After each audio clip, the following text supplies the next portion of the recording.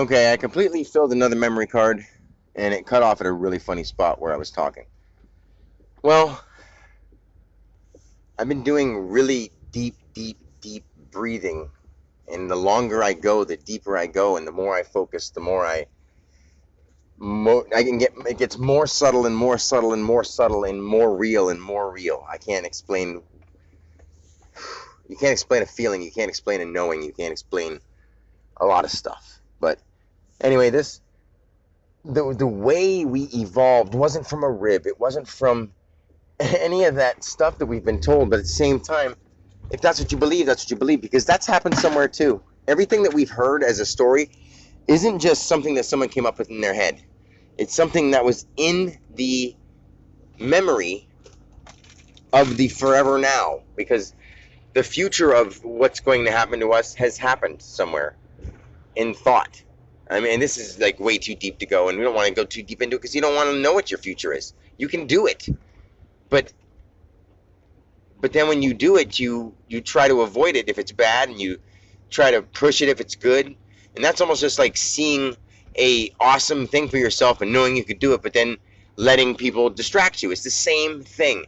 You can see what it is and stay on its course, or you can see what your future is, believe in what your future is, but then let it go because you don't pay attention to the depth of where you really are, what you're really doing, who you are.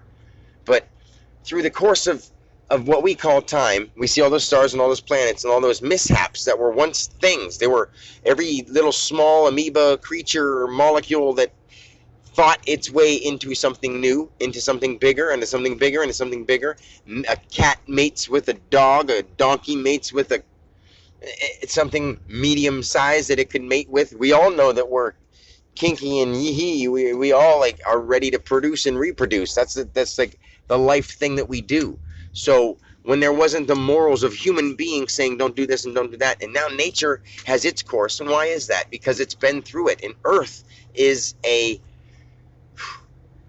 it's such, we are like doing way better than we thought.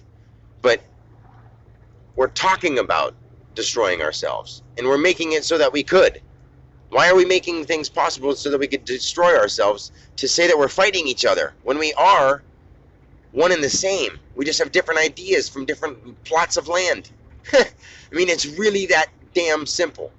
And we've had so many mishaps and so many disagreements and so many arguments and fights and wars and whatever you want to fucking call it.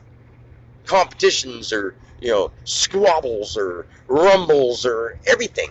No matter if you're an inner city punk or a top line, what do they call the A-lister? You know what I mean? Whatever. It doesn't matter, man. We just need to realize the truth. The truth is, okay, I know this is far-fetched, but the way that we happened this time was because the existence that we knew we wanted, the way we want animals and nature to work. Animals and nature work a certain way because they understand the universal mind. And the universal mind and those animals in nature are operating and staying to their own kind. And there's animality in nature sometimes, but not that often, not as often as used to be in the past when they were half human, half horse, half everything, half whatever. Mythology isn't fake. It wasn't on this planet. And that's why it seems like just a thought, because it's a memory from another existence. And that's not just me explaining it in a cool way. That's what it is. We've been there. Some of us know it, and some of us don't. Comic-Con people still hold on to the idea. I'd love to start going there, but that's not my personal style, and I already understand why people do it, because we are all that stuff. Everything we see, we've been, because we aren't our bodies. We're the universal mind.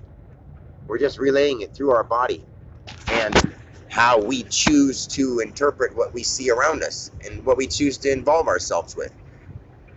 And this, what I'm about to say, isn't just me coming up with it. I experienced it. We were this being, this light floating from the sky that came down to the water. And to the water, and this is all at the same time. This is just us explaining it back to ourselves over and over and over and over and over. And without people, it was a lot easier. And now with people disagreeing and all that stuff, we have our minds so scattered that people don't work together, and that's why the universal mind is so scattered. It's all over the place. So that vision of that man, woman in the water, like it was in the water, and it moved over to the land and birthed together. And I know I've said it before, and I explained it a little better then because it was back when I experienced it. But I've had so much going on in my normal everyday life that I don't have time to really focus on what I know to be. And it's not like it's happening at a different time. It's all right now. When you go back to everything, it's all right now. So nobody really gets that until they've done it, until they can do it, until they are it. And then other people look at them like they're weird, and I understand why. I do, totally. I'm driving around right now in my work truck, and I'm enlightened. I'm in heaven. I love being a being because I've been a non-being, and I can experience everything that I want to, anything that I choose to. It could be scary and horrible, but why would I want to do that? I choose not to anymore. And now I understand why some people don't like horror movies, because just that part of them knows that already. There's really no reason to encourage death and killing. Death is natural. It doesn't have to be. If you didn't think that people get to be 40, 50, and they start looking a certain way, have you noticed people still stay looking younger? Some of them don't use Botox and all that other stuff. They do it with natural ways. Let's think natural. That's the best way to do it. Nature is part of that word. All nature. So let's do that. Let's be natural.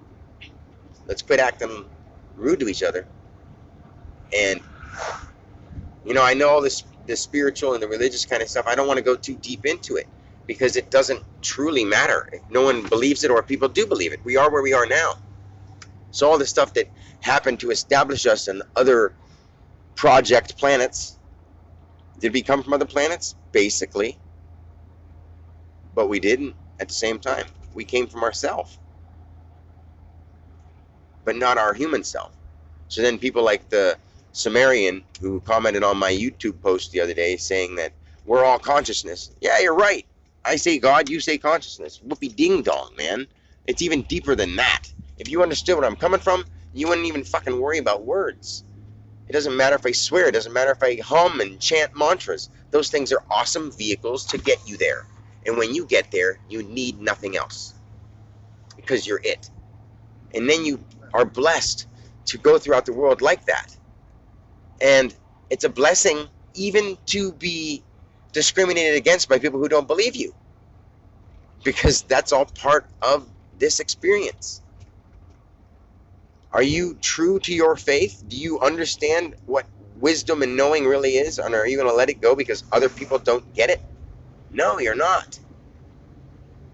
If you know in your heart and soul what your soul and your heart are, then you got a little heads up in this physical reality on other people. Because if they take you out by some chance just because they're jealous or don't believe you, or for some reason because you threaten their authority or their power or status, you're okay. You're going to be okay. No matter what, you're always going to be okay. Because we're all okay. We are okay. I am okay. It's okay. All right? I love you guys. Peace.